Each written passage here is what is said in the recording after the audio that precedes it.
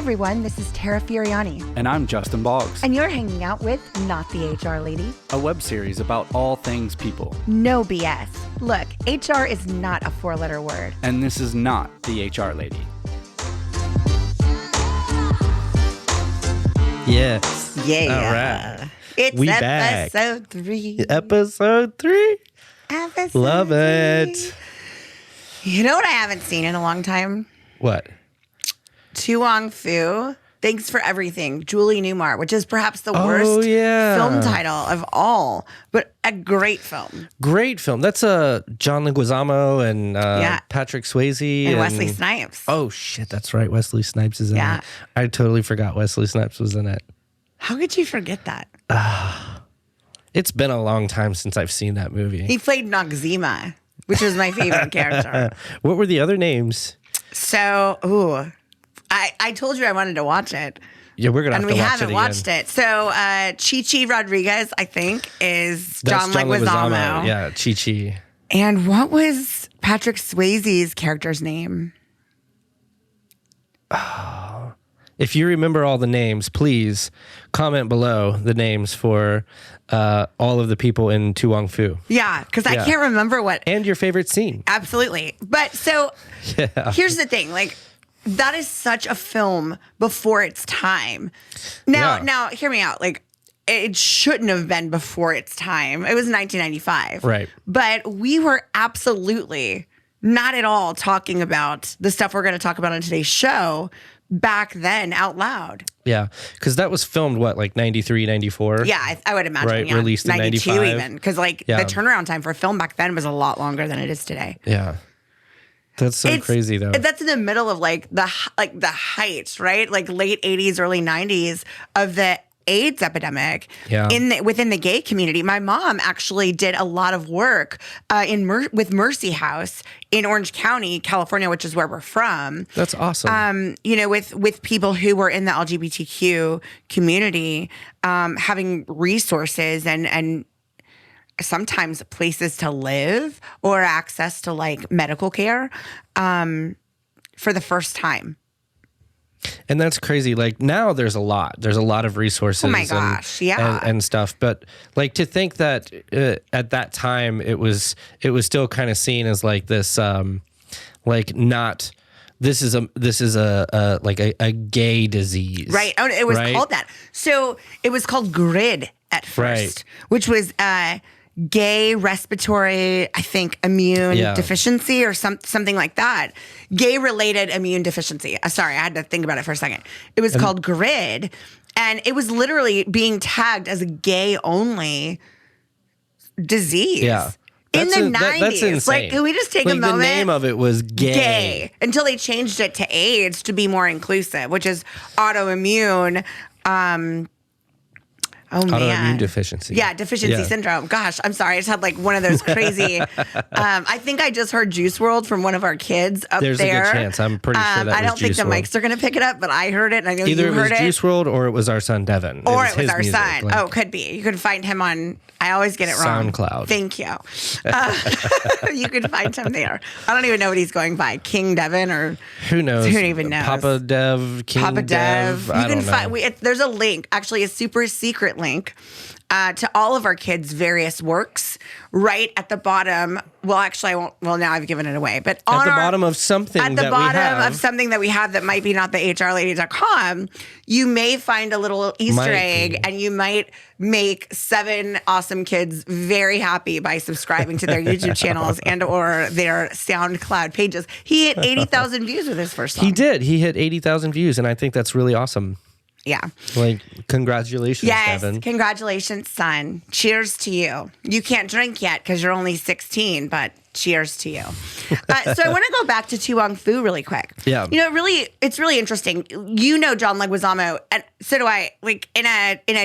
In the sense of that's who you always mentioned first when we started talking about this. And for me, it's Patrick Swayze and Wesley Snipes because, hello, Dirty Dancing. Yeah. Right? Nobody puts baby in a corner.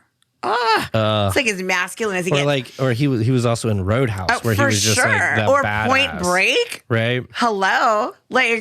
And Wesley Snipes though in like Passenger 57, Demolition Man. always bet on black. Do you remember that movie? I stopped at Passenger. I'm kidding. Was it Demolition Man? With I think it was it Sandra Bullock and Rocky of Sylvester Stallone, right? Where like he goes, but like they go into the future, like he's been frozen, and like he comes back, and like he Wesley Snipes is a really, really bad criminal. Yeah, but it's like real masculine, like. I mean, and also, fuck, why am I trying to describe that? Blade. Oh my God. Like hello. But if you go back to it, like one of the best lines, his character's name is Simon Phoenix, and he says, Spartan. John Spartan?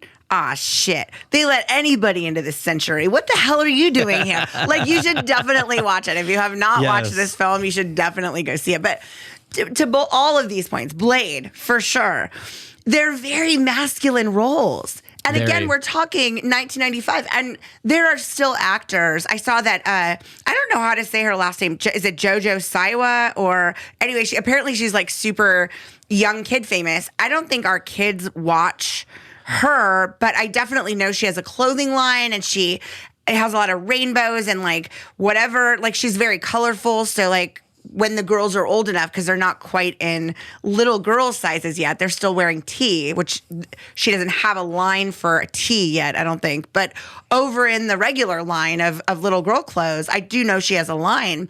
And I saw just the other day that she came out, and I think she's a young child. Like, I don't know how old she is, but I think she's under 18. But she's a really popular YouTube star and has her own line of clothing at a minimum that's distributed at Walmart, which is pretty big. Wow. You know, that she came out, you know, as a non-binary, I think. Well, that's really cool. Isn't that awesome? I'm glad to hear that that's a lot more accepted now. Well, exactly. And that's the point of thinking about Tu Wong Fu at the beginning of this, because 1995, you're talking about 3 actors who have had incredibly masculine roles so far. And then you throw in RuPaul. Like absolutely. And if you have not seen the movie, Tu Wong Fu, Thanks for Everything, Julie Newmar. That's literally the entire name of the title. It's so long and kind of ridiculous when you think about it. But RuPaul has a character, and of course her name is Rachel Tentons. And she comes out in a Confederate dress. And she looks fabulous, but frankly, some things haven't aged well. No. But RuPaul does. RuPaul has aged quite well. She has. Wow. Yes, they have. Absolutely. Absolutely. So true. It's just a tiny cameo, though. This is way before RuPaul's Drag Race. This is way before we were talking about gender binary, honestly, in real ways. I mean, look at just recently states are passing the ability for same-sex couples to marry. Like we're still talking about the fact that a woman and a woman, or a man and a man, or a non-binary person and non-binary person, to be able to have the same legal marriage. Yeah, like the same. We're still talking about that. The same like marriage rights as a straight couple. And that's ridiculous that we're still talking about this today. But we are. But a lot of this stuff we're talking about is, again, helping normalize it. And I think we can call back some of the early champions. And while this film doesn't get everything right, this is a really interesting film that has a huge cult following. Yeah. That a lot of people know. And these are 3 masculine, traditionally cast masculine actors accepting roles that would put them in this potentially at the time career-ruining light, and that's just the fact. People, like I'm saying, people are still coming out. Jim Parsons, you know, from The Big Bang Theory, he only just came out several years back, not a long, long time ago. So again, this is stuff that it is still so stigmatized, even in the world of entertainment, especially so. But so much so in the worlds of corporate work, too. Yeah. Look at, Pete Buttigieg. Right. I mean, he's the first openly gay congressperson, right? No, cabinet member. Member of the White House cabinet. Yeah. Okay. Yeah. Yes. that is a beautiful moment. Like, absolutely. I'm liking what Biden's doing already with really being inclusive. Absolutely. Like including all races and genders and non-binary and everyone really in general, just really getting everybody's point of view from all sides. You know, I think it's really great that he's doing that. But it's kind of funny because we also, like, just the other day, we watched Bill and Ted, and in, Bill and Ted's Excellent Adventure, watch it if you haven't seen it, but you'll in catch, a while. Oh yeah. Yeah. Like you're going to catch some things that are like, ooh, like this is kind of outdated, right? Yeah, absolutely. Like absolutely. They call each other. The F word. Yeah. And I don't want to say it because like, it's not as, okay, so derogatory. And we're not talking fucks. No fucks. Like, I'll say fuck. Everybody knows Everybody knows that. No, it's a word you would call somebody who, has a same-sex partner in a derogatory sense. It's the N word for the gay community, and they say that to each other, after giving each other a hug. Yeah. After being excited about something, after having a moment together, and then embracing each other. And I want to talk about that for a second. Yeah. After embracing each other and congratulating, sharing a congratulatory moment, and feeling excited and feeling like they've done something great. And then they turn around and then they say that. And it's really strange because like that's in film. That was okay to say. In like the late 80s. Right? Like that was okay as like that. Yeah, do that. Widely distributed. Yeah, widely distributed. I mean, like, and also another cult movie. Yeah, absolutely. So it's really this weird dichotomy of things that were happening in that time that we're still talking about now. Absolutely. It's crazy. I think about President Biden selecting Rachel Levine. Yes. As Assistant Health Secretary, who is the first openly transgendered woman, who's, I believe, ever served in an administration. Didn't we see her one time on like one of the like news broadcasts, and we were like, "Holy shit, who is this?" Yeah. Like, yeah, this is great. She was so passionately advocating. Super passionate and straightforward. Yes. And then Biden picks her. Like, I was so impressed. Awesome. Yeah. I think that's great. I love it too. And I love it for the fact that not because she is a transgendered woman is she qualified to have this role. No, but let's talk about what the role entails. She's the Assistant Health Secretary. She is a woman who was born a man. Who better to understand health rights for all people than somebody who's lived through one of the most discriminatory health procedures, health care in certainly the nation.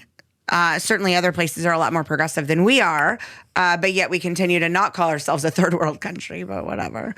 America. Ugh, that just feels gross, doesn't it? Doesn't that just feel gross? Feels dirty. But to have somebody who's really understood health care in our country specifically, and who can be able to be transformative when it comes to legislature and reform, because here's the thing. This person is not going to be discriminatory. No, they've experienced discrimination. They don't have privilege. They don't come from a place of previously being able to affect change in this regard because they're just another person who's an other. Yeah.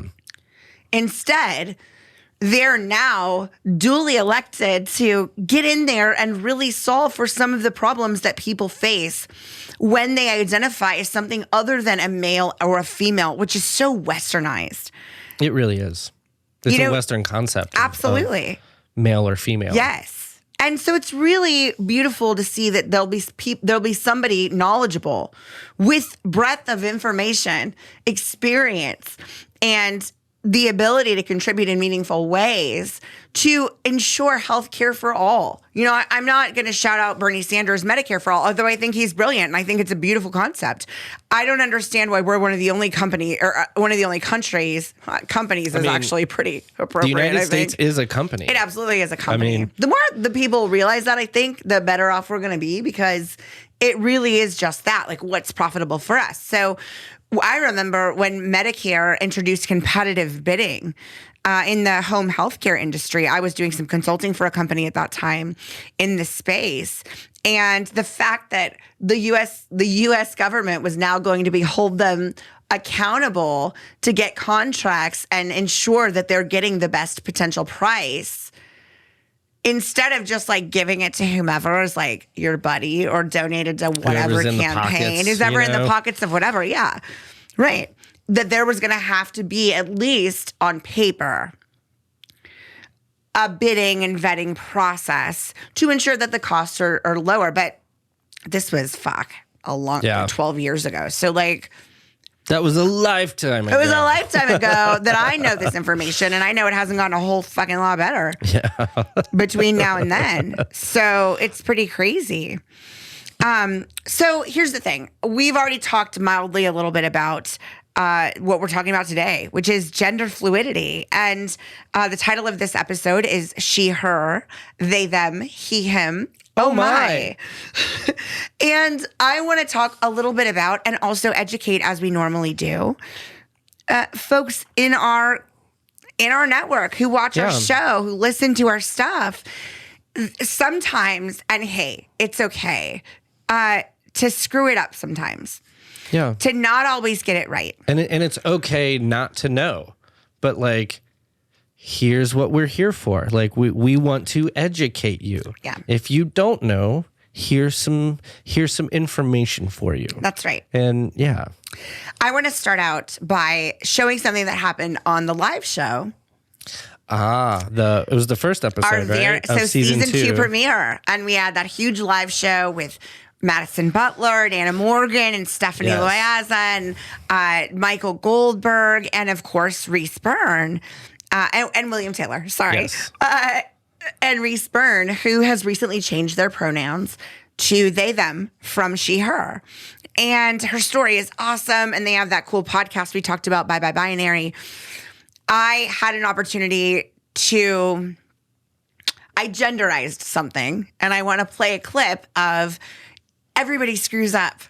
Everybody makes mistakes. It's how you respond. And then you're going to see how I respond, which makes it a bigger deal. But then it's for the purposes of education, which we even talk about. Now, this was not planned. This actually really did happen.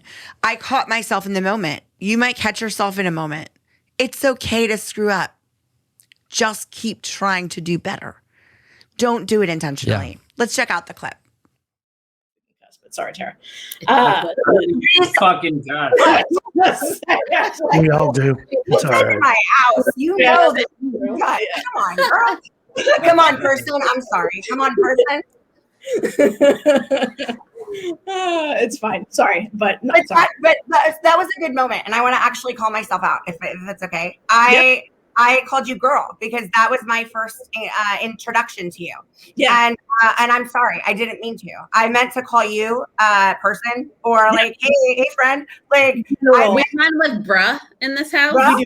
Well, come on. I do you all the time. I do you, Maddie, all the time. But I'm trying to rid myself of dude as well. So like, I want to call myself out. If I'm holding people accountable, I'm holding myself accountable right now. And I just said, hey, it's cool, girl. And that is not how you identify. So I am doing it. No, it's not. And I think that we need to see in leadership is it's okay to make a mistake, but recognize when you made a mistake and rectify that. And probably not as publicly as I just did, but I'm doing it intentionally like this because to let people know that it's okay to fuck up and that you don't hate me because I did. I know you don't. I'm going to call it out and I'm going to tell you. I would normally do it privately, but in the spirit of getting people to understand that it's okay to fuck up. Yeah. It's okay to even say a dead name sometimes if you're used to it. Maddie, give it to me. I would actually counter you and say I actually think it should be public. Because if leadership isn't willing to do it publicly, then how do you get your population to do it. I recently had a consulting client where I pretty much give everyone, if I do a workshop, my email, because I know there are not things that you want to like ask me in front of 300 of your closest coworkers. And I had a woman reach out to me and she was like, hey, I'm trans. I came out about 3 years ago and white leadership still won't use my pronouns. So if your CEOs and your CTOs won't use her pronouns, how do you expect everyone else to like fall in line and respect people? And so when I'm having these conversations, when I'm consulting and when I'm speaking, so often I get the pushback of, well, I don't believe in that. Yeah. And that's always so interesting to me because I'm an atheist, but I'm never going to turn around and be like, well, you're not a Christian because I don't believe in God. Yeah. That's not how it works. And so I don't understand why people can't view identity in the same way. My identity is not someone else's opinion. Reese's identity is not someone else's opinion. Yeah, hers. When leadership refuses to get on board, you cannot expect better from your population. And so what you do is create this cycle of trauma for people, whether it's because they're queer or they're Black or what have you, that they then just continue and they will take that to the next company and the next company and the next company, because as a leader, you refuse to speak up. And I don't mean you, I mean you as the... So I think that is a great example of like when and how to, make that correction. Right? Yeah. Like, I think it's important. Right. I agree. And I just did it again. You did. I know. It's not easy when you've called somebody something. And I haven't known Reese for a tremendous amount of time, but in the most of the time I've known her has been as a she. And I said I did it right the first time. And before we kicked it off, I said she again. I'm going to apologize one more time to Reese. But I'm also just going to move forward and continue to keep trying to do my very best, which is the advice that Madison gave, the advice that Reese gave. But I do want to acknowledge publicly that, again, you don't always get it right. And nobody's asking for perfection. We're asking for you to try and be cognizant when you don't get it right. Be aware that you don't. Say something. Yeah. We want to know. They want to know. Just apologize, correct it, and move on. There's nobody wants you to make a scene about it. Right. Because then you're pulling the attention and now you're taking away from whatever the conversation was to begin with. Yeah. And then it becomes like a whole thing. And that's not really the point either. The point is to just, oh, sorry, I meant this. I'm going to do better and move on. That's right. Right. So that's all we can do. Yeah. So I met a new friend.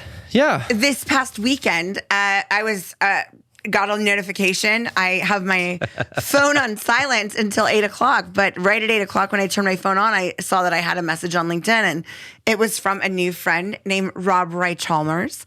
After he was in a clubhouse, evidently earlier in the morning than that. You guys, it really is addictive. If you're not on there, you really should get on there. You really should. Join clubhouse.com. If you need an invite, send us a DM. We can hook you up. But also join our club. Yeah, I've got tons of invites that I can send out. We've got them. We're going to send them to you. We've got the hookup. Follow us at Not the HR Guy and at Not the HR Lady. And also join our club, which is Not the HR Lady. Pretty straightforward. We do different shows on that platform. We'd love to have you join us. He was chatting with some other folks that I know, one of whom is a mutual friend, G. And she said that he needed to meet me immediately and told him of my fabulosity, which I think is so sweet. He messaged me right away, asked if we could chat really quick, and I absolutely enthusiastically asked my very fast friend to lend their expertise and share a little about how he is changing gender norms through fashion. So let's take a look at our friend. Yeah, RobRoy.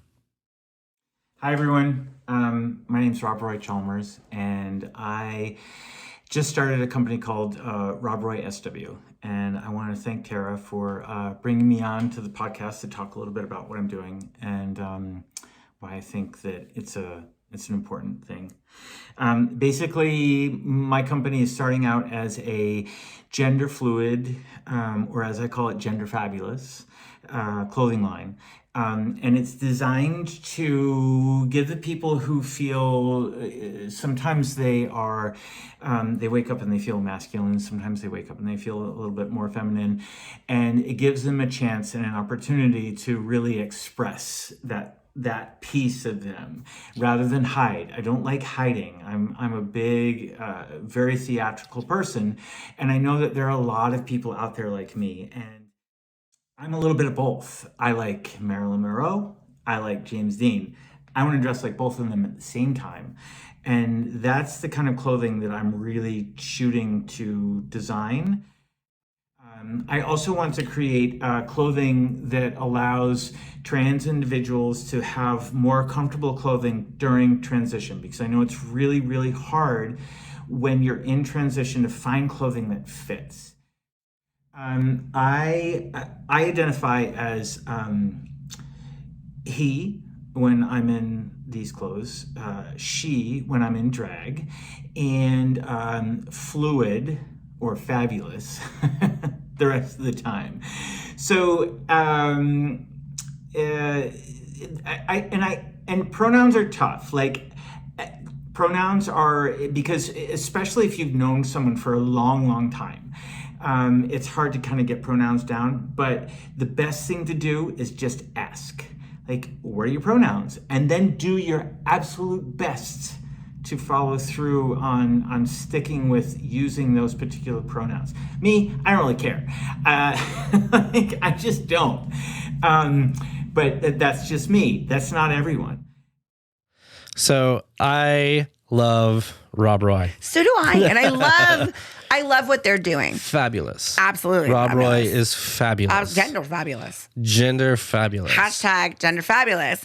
And an amazing fashion designer and CEO of RobRoySW.com. Please check it out. Check out their line.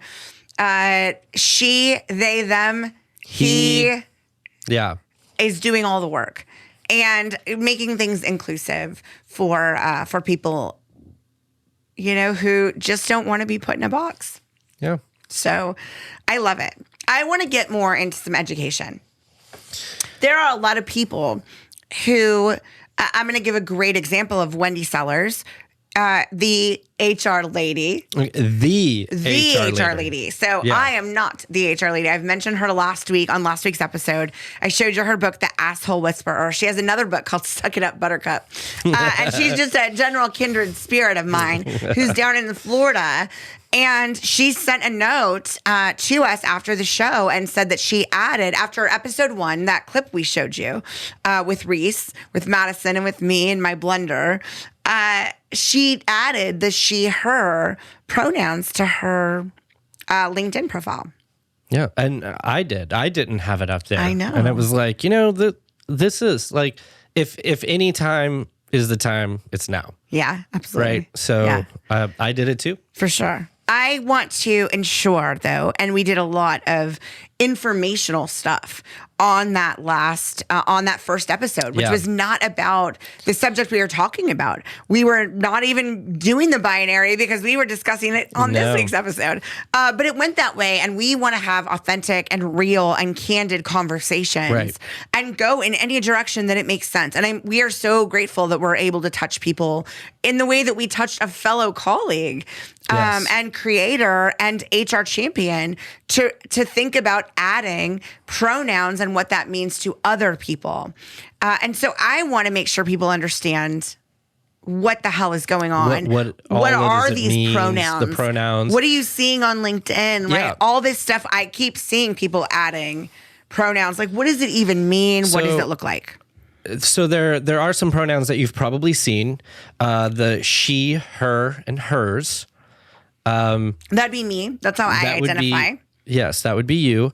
You probably have also seen he, him, his. That would be how I identify.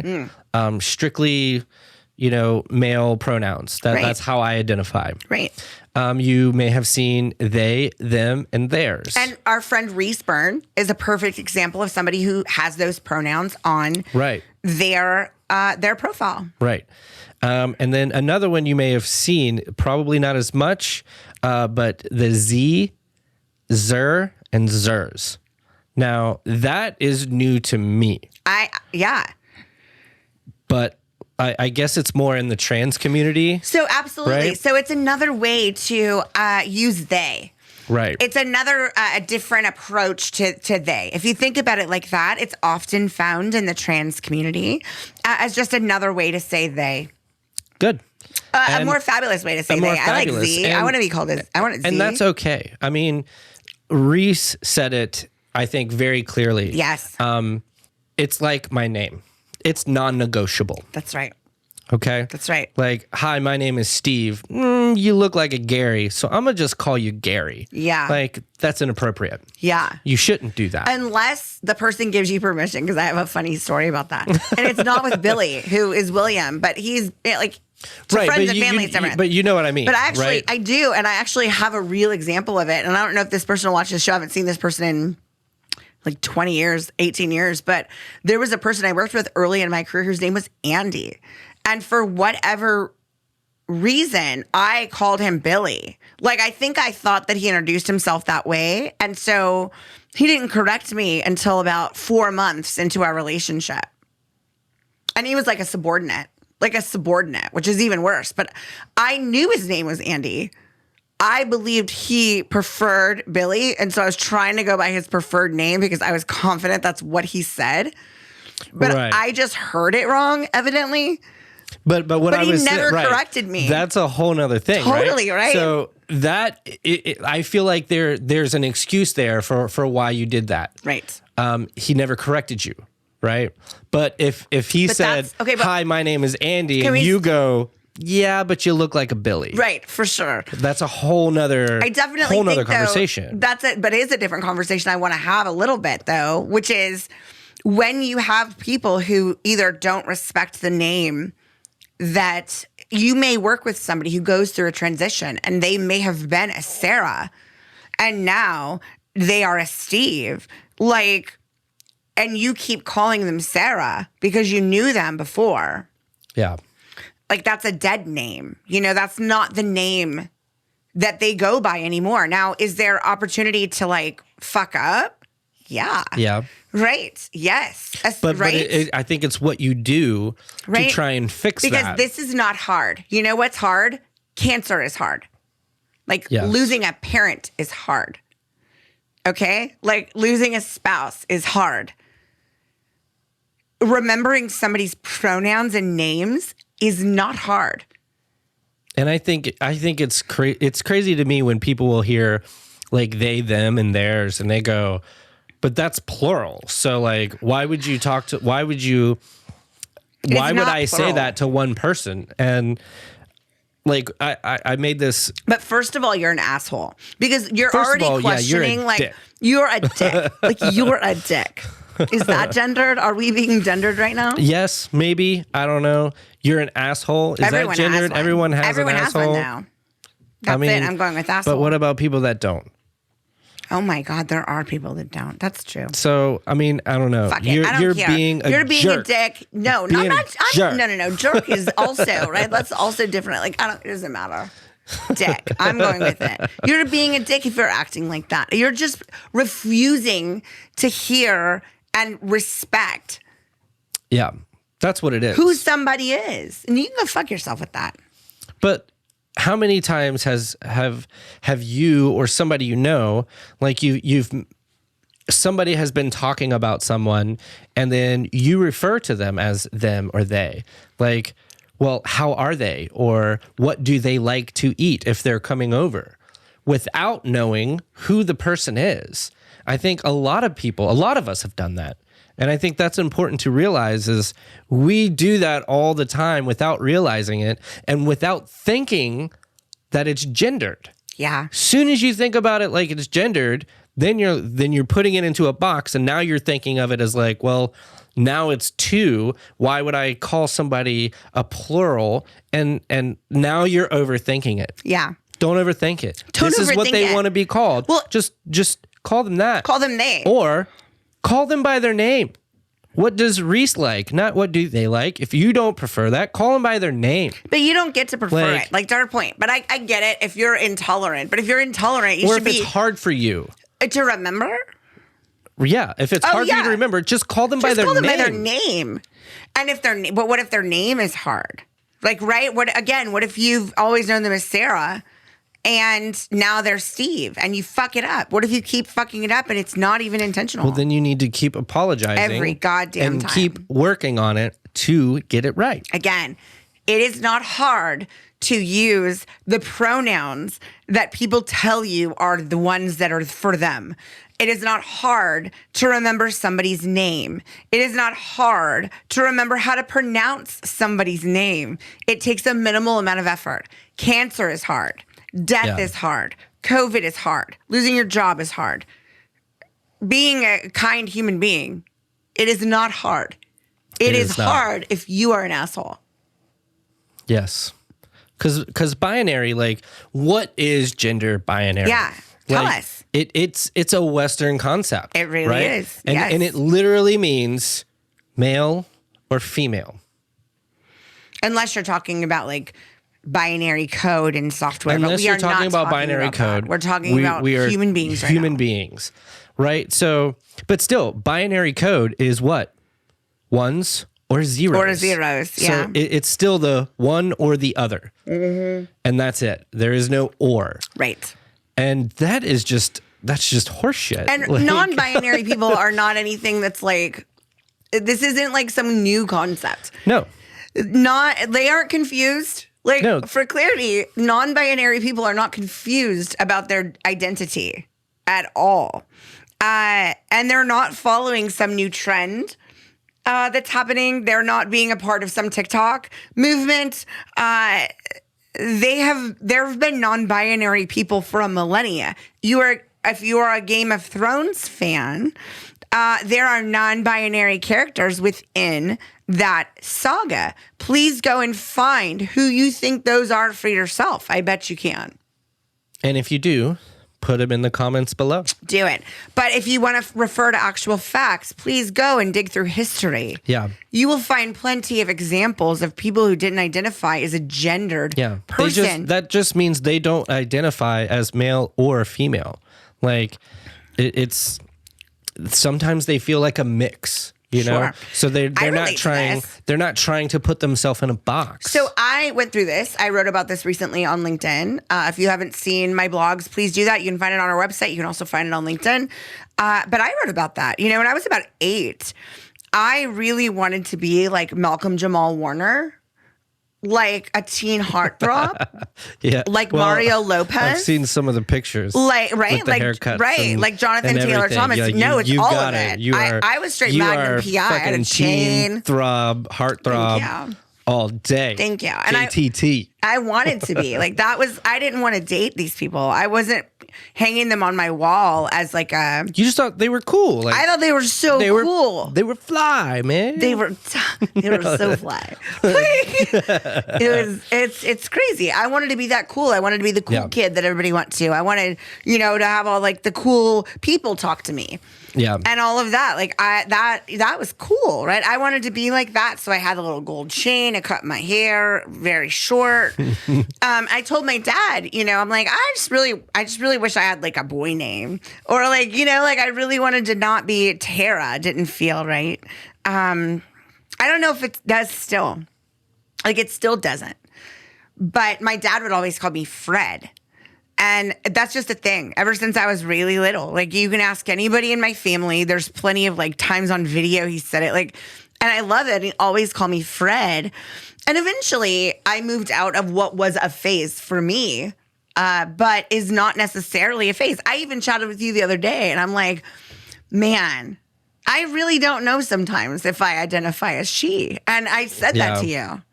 Like I really question whether or not like she is actually representative of who I am, even though I present incredibly female. But again, but I think that's the point though. Like because you represent more female, that doesn't mean that's how you prefer to be called. Sure. So yes, you like to look feminine. Yes. But you might want to be called they, them, or their. Yeah. So and that's the conversation that we're trying to have is quit looking at me and thinking about my sex. Yeah, thinking about my sex. And sexualizing exactly what I look like and then running all that through, and that's how you speak to me. Because all that happens in a split second. That's right. So, like, let's get that out of our head. Right. Especially, so, like, even if you don't know somebody's, like, pronouns, that's why it's really good to, like, when you introduce yourself to somebody, introduce yourself and then give them your pronouns. Some people might not like to give pronouns. They might feel a little uneasy. Sure. So by doing so, you're kind of opening that door to allow them to feel comfortable. I have a really good example. I need more wine for this conversation. And because it's deeply personal to me as somebody who doesn't necessarily,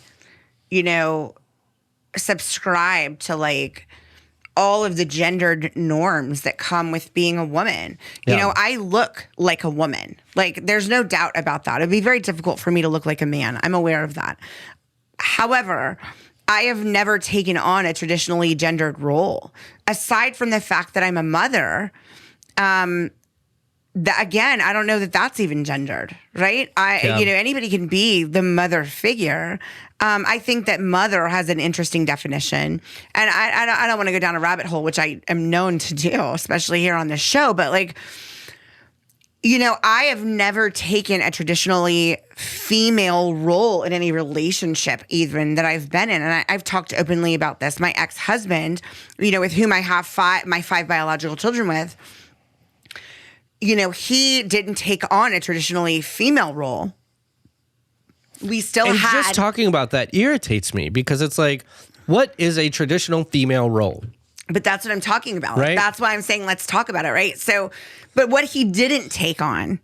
Oh, let me tell you what I took on. So what I took on was the financial provider for the family. Most people would argue, especially because I'm in the C-suite and all, right? Like I'm the high up there person who has the stay-at-home spouse. Everybody knows what I'm saying. Everybody who works in corporate America thinks about their CEO. Well, what does your wife do? Oh, she's a stay-at-home mom. Like, right?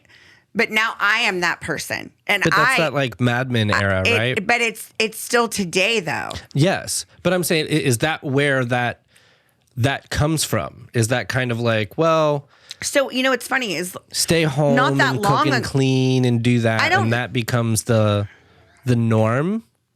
It's not the Mad Men era that did it. I mean, it isn't. It's how our world was set up. I mean, think about like the movie A League of Their Own.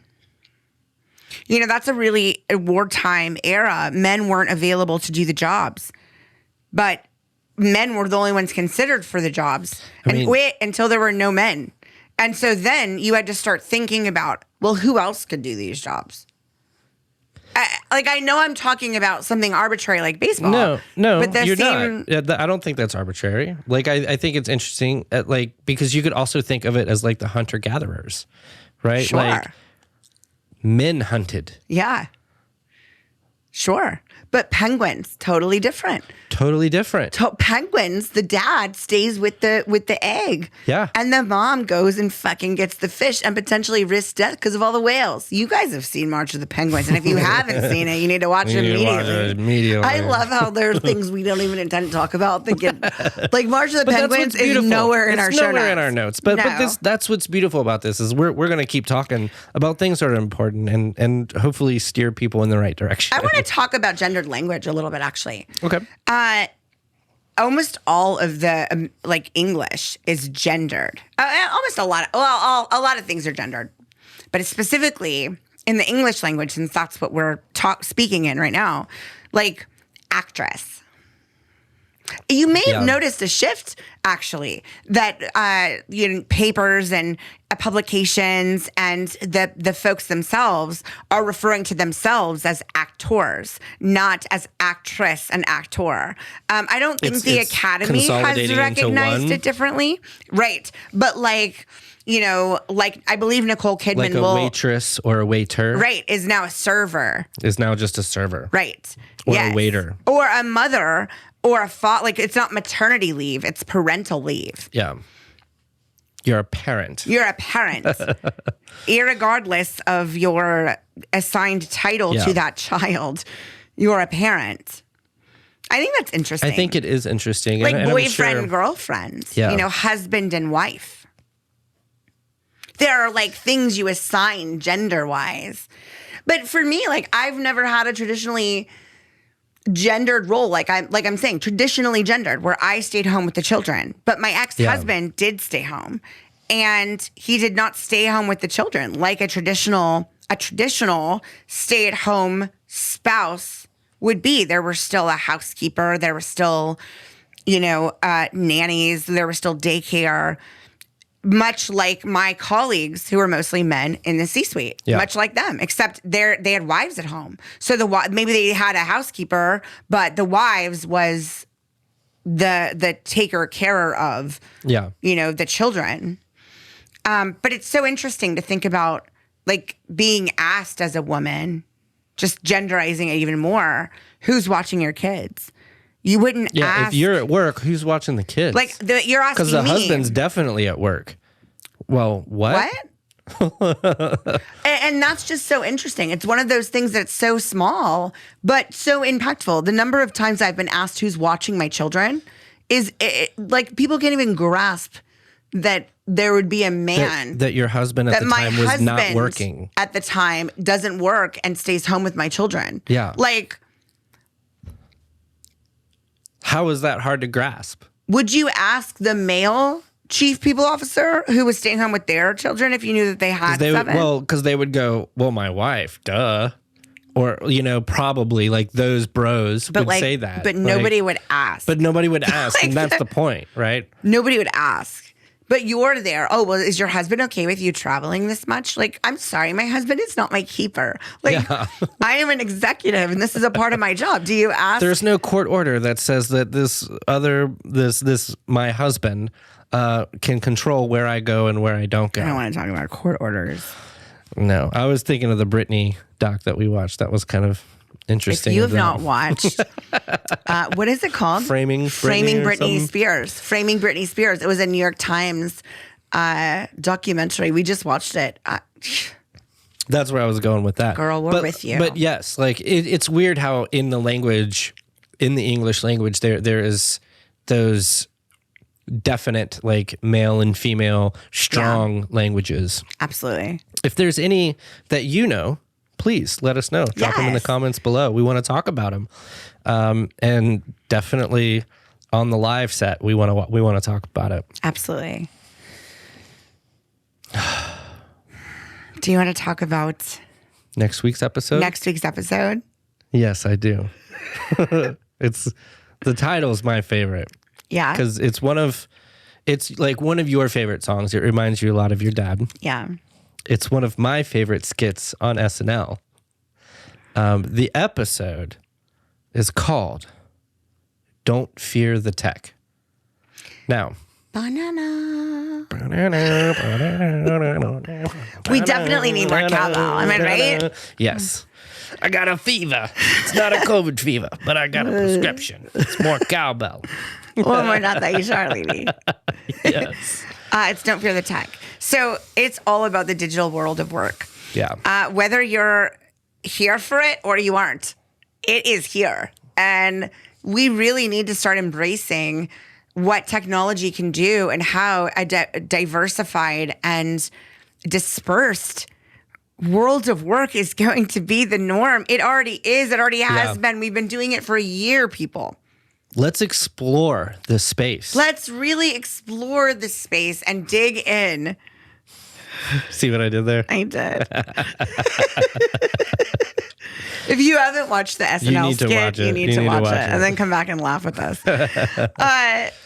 So immediately after the episode, we are doing an official show, Assets Not Assholes, Talking Not the HR Lady, which is our official after party for this episode. Every week, just after we're done broadcasting, right about 7:45 Central Time is when we start the live show.